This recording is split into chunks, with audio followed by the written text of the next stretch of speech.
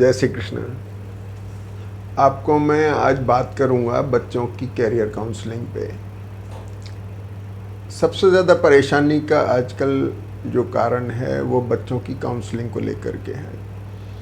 अब बच्चे का कैरियर काउंसलिंग का अगर कैरियर का पता लग जाए कि बच्चे को किस कैरियर में जाना है तो एक बहुत बड़ी समस्या हमारे जीवन में ख़त्म हो जाती है।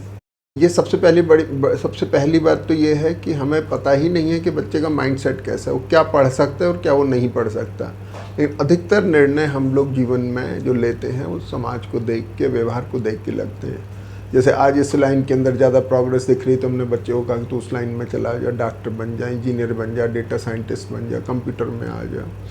अलग अलग लाइनें हैं, लेकिन हमें नहीं मालूम कि बच्चे का क्या माइंडसेट है, वो किस तरह की पढ़ाई कर सकता है या क्या नहीं कर सकता। देखिए, दो तरह के माइंडसेट देखे गए। एक होता है माइंडसेट मेमोरी बेस्ड और एक होता है प्रैक्टिकल माइंडसेट। प्रैक्टिकल माइंडसेट जो होता है उसमें मेमोरी कई बार शॉर्ट देखने को मिलती है, बच्चों की याददाश्त कमज़ोर होती है। तो जब याददाश्त कमज़ोर है तो उन लोगों को हम ऐसे सब्जेक्ट दिला सकते हैं जिनमें याददाश्त की ज़्यादा ज़रूरत नहीं होती है।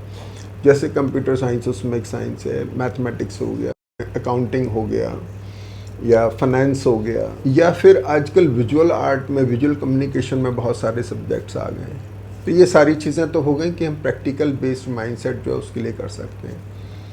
जो मेमोरी बेस्ड माइंडसेट होते हैं उसके लिए सब्जेक्ट जैसे केमिस्ट्री हो गया, हिस्ट्री हो गया, मेडिकल साइंस हो गया। डॉक्टर पढ़ने के लिए बहुत रटना पड़ता है, बहुत शार्प मेमोरी होनी चाहिए। तो ऐसे करके लॉ हो गया, ये सारे सब्जेक्ट्स जो हैं और भी बहुत सारी चीज़ें हैं, ये सारे मेमोरी बेस्ड सब्जेक्ट हो गए। तो हमें सबसे पहले तो क्या करना होगा कि बच्चे का माइंडसेट देखना होगा कि वास्तव में उसका माइंडसेट है कैसा। ये हम देख सकते हैं, ज़्यादातर हाथ देख करके पता लगा सकते हैं, पाम रीडिंग से उसका बहुत अच्छा ही पता लगा सकते हैं कि उसका क्या करैक्टर है, क्या माइंडसेट है, कितना माइंड उसका फिकल है, कितना उसमें डिससेटिस्फैक्शन है, कितना वो फोकस्ड है। देखिए, एस्ट्रोलॉजी और पामिस्ट्री का फ्यूचर से अगर अलग कर देंगे तो आपको बहुत सारी चीज़ें मिलेंगी, लेकिन हमारे साथ में त्रासदी ये है कि बहुत सारे एस्ट्रोलॉजर्स ने इसको सिर्फ फ्यूचर टेलिंग के ऊपर ही ला के डाल दिया, लेकिन हाथ से बहुत कुछ पता लगता है। बजाय इसके कि हमने जन्म पत्री देखी और उसमें बता दिया कि भाई ऐसा कर ले, ऐसा कर ले। लेकिन माइंडसेट ही अगर ऐसा नहीं होगा तो आदमी कहाँ से बनेगा। आपने डॉक्टर बनाना चाह रहे हैं, उसके अंदर इतना है ही नहीं तब मादा कि वो इतना पढ़ सके, इतना याद कर सके, वो छोड़ बैठेगा बीच में। या फिर अगर पढ़ भी लिया उसने MBBS तो MD करने में उसको परेशानी आ जाएगी। तो ये अपने को ख़ास तौर पे देखना पड़ेगा, और पहले अपन ये देखें माइंडसेट कैसा है बच्चे का, फिर हम उसको सब्जेक्ट अप्रूव करें। ठीक है, धन्यवाद, नमस्कार।